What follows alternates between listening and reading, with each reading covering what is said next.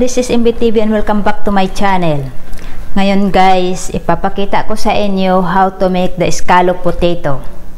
Okay, maganda lang kayo ng 2 cups of water, 2/3 cup of milk, and 1 tablespoon of butter. So, ganito ang paraan ng pagluluto nito. Okay, panoorin nyo.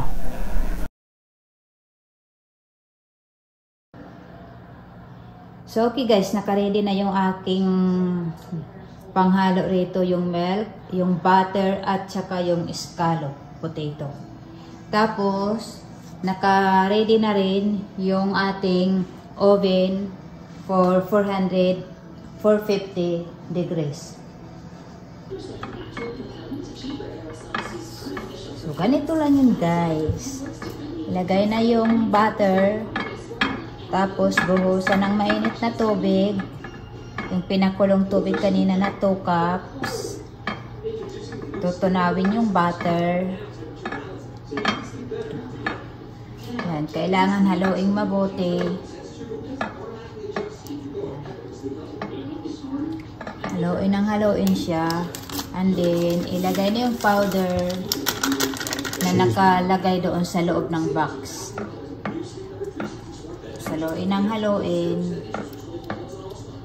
Yan. Hanggang sa malusaw yung powder. The hot water dissolves all that. Mix it. Now I add milk. And then, ihalo ang milk. And then, ibuhos na yung potato.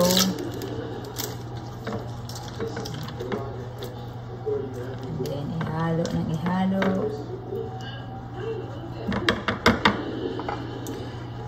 Ayan. Dahil tapos na siyang ihalo, pwede na siyang ilagay sa oven.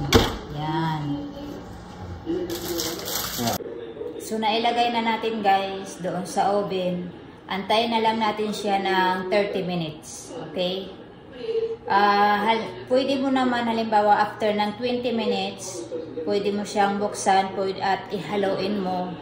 Haluin mo siya, tapos i-continue mo siya hanggang matapos yung 30 minutes. Okay guys? So, antayin natin siya hanggang maluto. So guys, kanina pala, hindi ko masyadong na-explain. Yung 2 cups na tubig, kailangan pala pakuluin yun. Okay? Pakuluin yun. At saka, itong cheese, wala to doon sa instruction, pero optional lang to guys. So, ito yung cheese na ihahalo. Pagkatapos nun, ihahalo ko yung cheese doon sa ibabaw. Bubud-bud ko lang siya.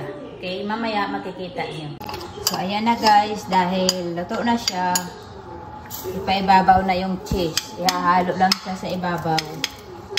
Ayan. Tapos halo-haloin siya hanggang sa maglapot yung cheese at matunaw.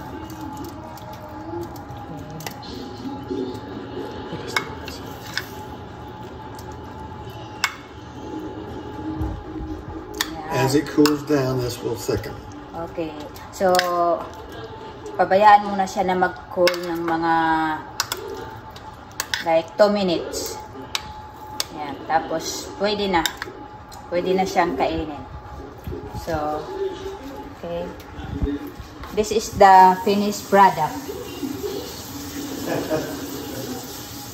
So guys, ito na yung finished product. Okay. Titikman ko muna kung masarap ba siya.